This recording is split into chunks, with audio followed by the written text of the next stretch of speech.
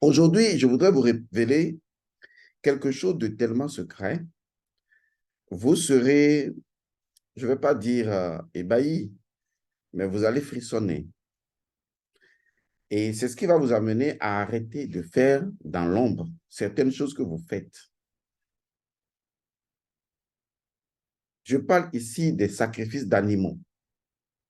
On entend souvent parler, lorsque des Africains s'expriment, que ce soit au pays ou dans la diaspora, on entend des gens s'accrocher encore au sacrifice des animaux.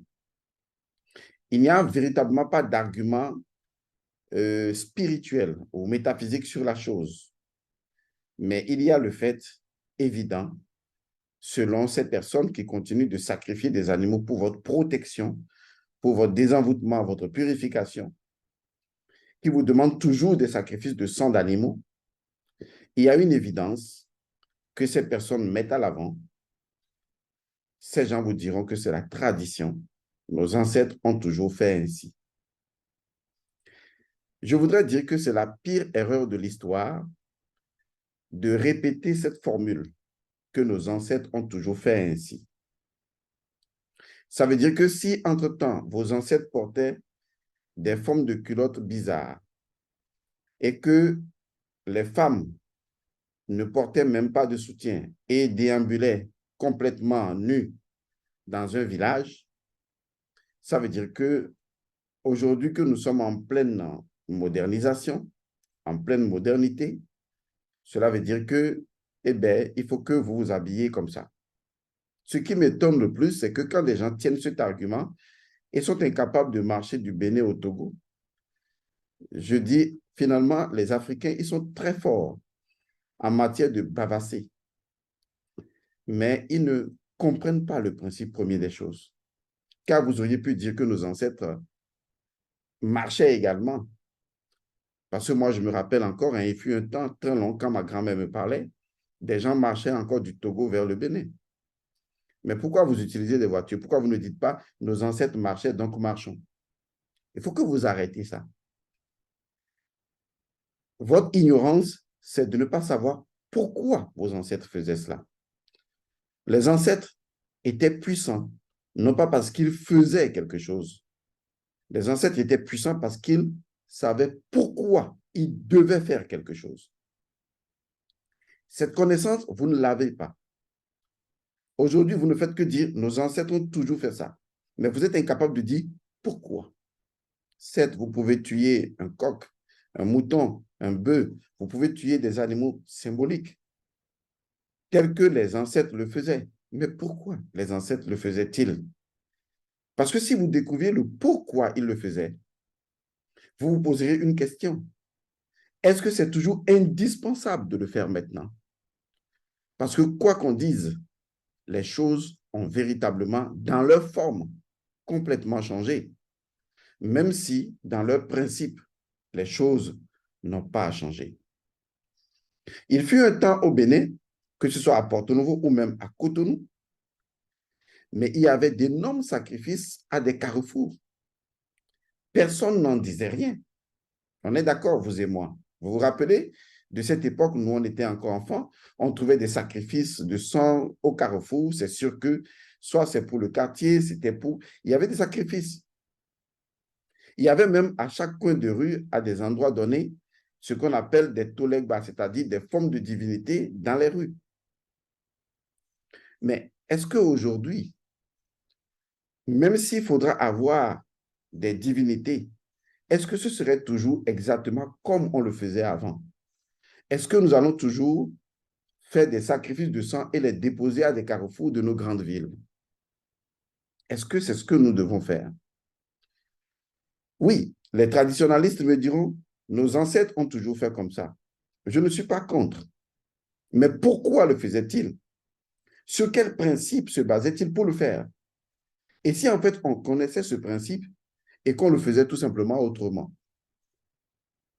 Est-ce que vous voyez? Et si on le faisait tout simplement autrement? Voici la vérité. Un principe peut utiliser une infinité de formes en créant des entités ou des lois qui permettent de gérer une infinité de formes. Cela veut dire que la forme que prend une chose importe peu. L'essentiel, c'est que cette forme soit symbolique et que cette forme devienne le réceptacle équilibré du principe qui s'exprime à travers une entité ou une loi. Cette connaissance telle que je la partage avec vous, les gens n'ont pas été à cette école. On leur a laissé des choses et ces personnes les répètent. Mais comme je ne suis pas en discussion avec ces gens, parce que d'une manière ou d'une autre, ils seront toujours contre moi. Ils ne seront jamais d'accord parce que c'est normal. C'est ce qu'ils ont appris. C'est dans cela ils ont été moulés. Ils n'ont pas appris autre chose. Mais ce n'est pas parce que c'est ce qu'ils ont appris que cela relève de leur point de vue qu'il n'y a pas une autre façon de faire les choses, car beaucoup de gens ne le font pas et pourtant réussissent énormément. Ça veut dire que la forme importe peu. Si je prends aujourd'hui la parole encore pour vous parler, c'est pour vous dire le danger qu'il y a à continuer de faire les sacrifices d'animaux.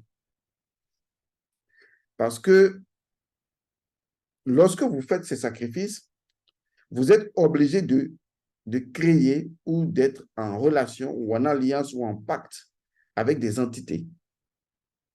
Et une fois que vous faites ce genre de sacrifices, ces entités, eh bien, une fois qu'elles existent et qu'elles sont là pour travailler avec vous pendant, je ne sais pas quoi, une génération, deux générations, et que c'est transmissible de père en fils, cela veut dire qu'en fait, vous avez fait à cette entité-là une place au sein de votre famille et que tôt ou tard, cette entité, il faudra les honorer ou que tôt ou tard, un jour, ces entités, eh bien, il faudra les faire incarner.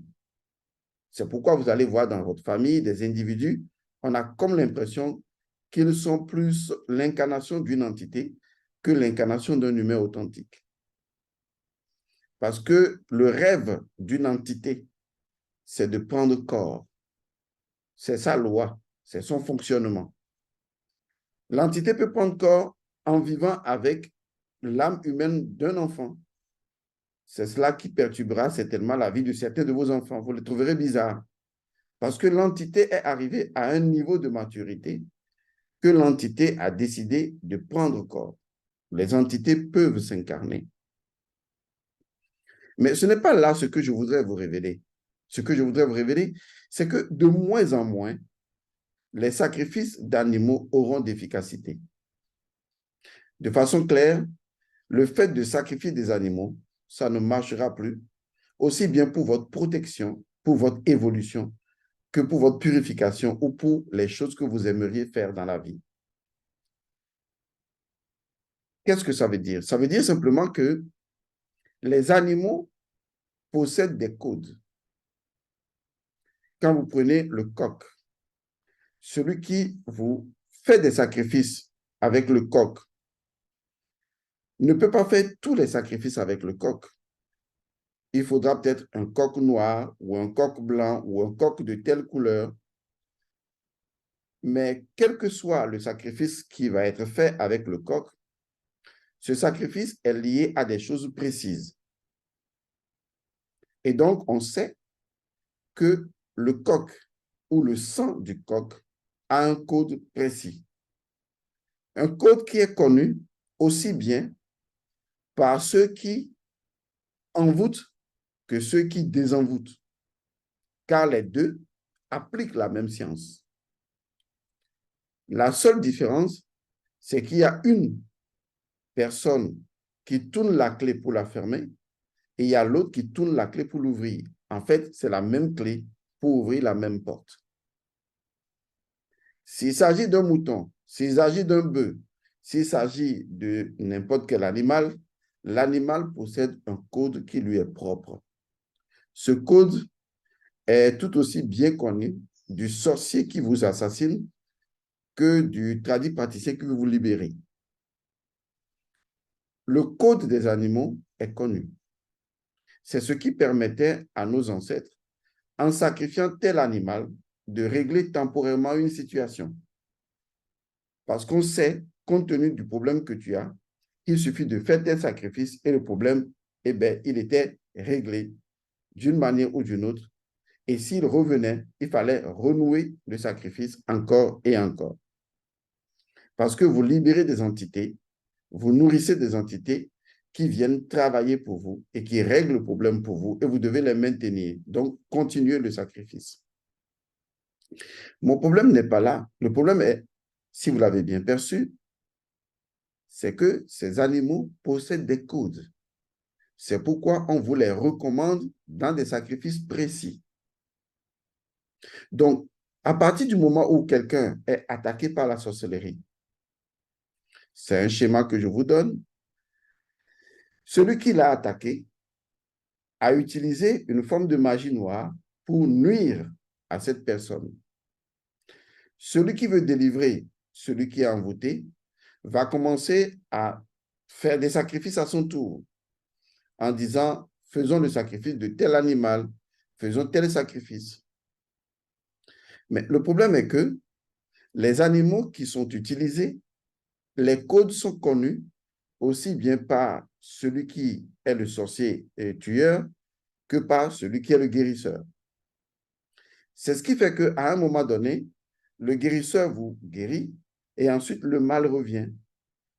Parce que ce que lui, il a décodé, comme en informatique, le sorcier tueur l'a re-encodé et lui va trouver une autre solution pour décoder.